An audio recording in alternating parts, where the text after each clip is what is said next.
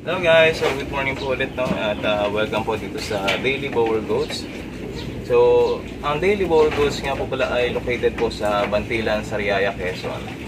So, pagmamayari po nito, ako po ang nagmamayari at ang aking asawa. So, yan, sa mga gustong pumunta, mag-visit kahit wala po kayong bibilhin, mag-message na po sa aking Facebook. At malaya po kayong re-replyan pag ako hindi busy. Ano? So kahit wala po kayong bilhin sa akin, wala pong problema. Pwede kayong bumisit. So yan guys, update lang natin yung mga napa-reserve na dito sa ating mga alaga. Tara. Yan guys. So ito po si Lina Inverse, no? Yan, reserve na po ito sa ating bossing sa taga-Tarlac. Isa siyang seaman. With down payment po yan. So, January siya kukunin, release. So, syempre, sa January, 10 months old na to. Kapag 10 months old na, medyo mas expensive. So, kasi nag-aalangan si sir na baka doling. Syempre, konti lang naman difference sa price. Kaya mas request niya na adult niya na kukuhain. So, syempre, kapag adult na, medyo mas mahal kasi tayong mag-aalaga eh. So, yan. Ating reserve na. Ito po yung kapatid niyang isa. Dragon Knight. Backling po ito. Yan. Reserve na rin po yan. Kaso wala pa siyang down payment. So, taga-Tanawan, Batangas naman yung bumili sa kanya. Magpa-reserve. Isang pulis. Pero yun, marami na siyang kinuha sa atin. No, kinuha niya na rin ito yun. Then, ito po si Alaska. So, medyo nalilita na ako kay Alaska. Ayan po ang kanyang anak. Ayan, open for reservation po yan.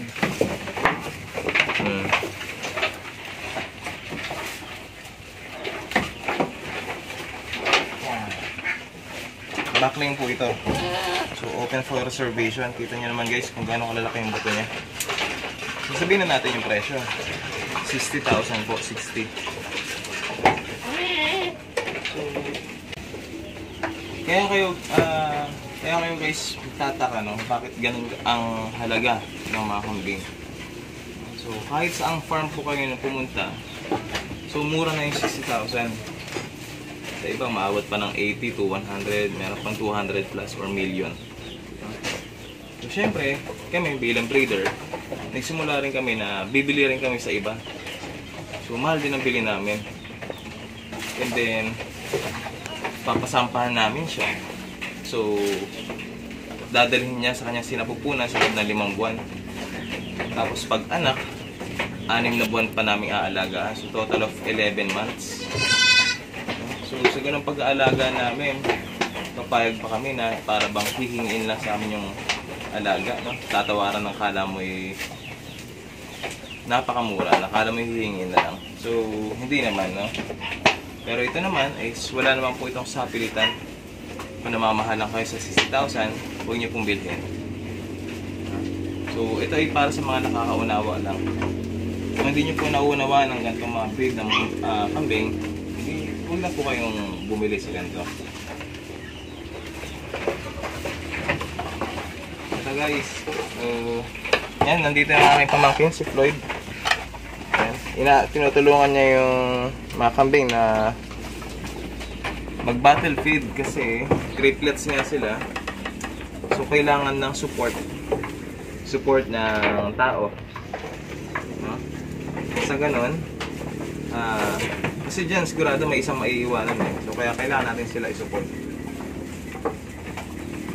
Although malakas yung gatas yung inahin, hindi tayo nagre-rely lang doon. Support talaga natin sila.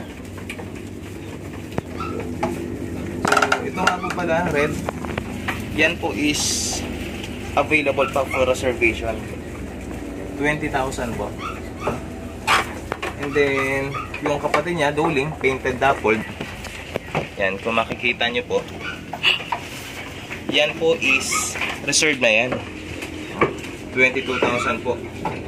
Ang nagpa-reserve niyan ay taga Sariaya, Quezon. And then itong isa, Dapol. Yan. Reserve na rin po yan. From Cebu. Layo pa, tawid dagat pa from Cebu. And then si Sir nasa Japan. Layo na. So yan is reserved na. So open for reservation na lang is yung red backling at yung full blood. Inform ko lang po ito ay pure breed ha. Pure breed po ito. Yan, kaya medyo mura-mura siya, 20. Then ito po, yan. Nakikita nyo. Reserve na rin po yan. Dueling. Ang benta po dyan is 25. Okay. So, yan ang mga reserve sa atin ngayon. Season ng pagpapanak natin. So, meron pa tayong dalawang binibenta. So, yun guys. Dalawa na lang po yung available dito, no? Isang full blood, 60, and then red, 20. So, mag-message na lang po kayo, paunahan na lang. So, kaya tayo ay maaga nagpapaano, re-release. Hindi naman nire-release. Maaga natin siya in-open sa market. Nasa ganun, yung ating mga prospect buyer ay hindi mahirapan sa pagbabayad. No? Kasi minsan, bibili ka ng backling, 6 months old, 5 months old, 30,000. Mahirap naman mag-release agad ng ganun kalaking pera. So ito, 6 months, mapapaghandaan mo pa. Monthly, pwede kang magbayad na 3,000, 4,000, nasa sa inyo. So at least, on the end of the 6 months, maliit na lang yung babayaran niya. Okay? Yan guys, so kung gusto niyo pa ng isang budget meal, ito. So sa November, ang anak pa nito. So yan is budget meal lang. Okay na. So yun lang guys ang update po sa ating backyard. Sa mga gusto mag-inquire, message lang po kayo. Sa mga gusto mag-reserve, message lang po kayo. Ito guys, so si Nani pala. December po yung naanak, no? Nakakatuwa lang, hindi pa siya naanak. May gusto na talaga magpa-reserve. Meron pang gusto mag-down, ay ayoko lang at least. So yan, ayoko lang talaga tanggapin yung mga reservation fee kasi hindi naman natin alam kung anong kulay. Hindi naman natin alam kung lalaki pa o babae. Eh baka mamaya puro dapol lang ilabas. Eh di sabihin ko na 50,000 o ano, di lugi naman ako, di ba? So, ayun lang. So, happy goat farming guys.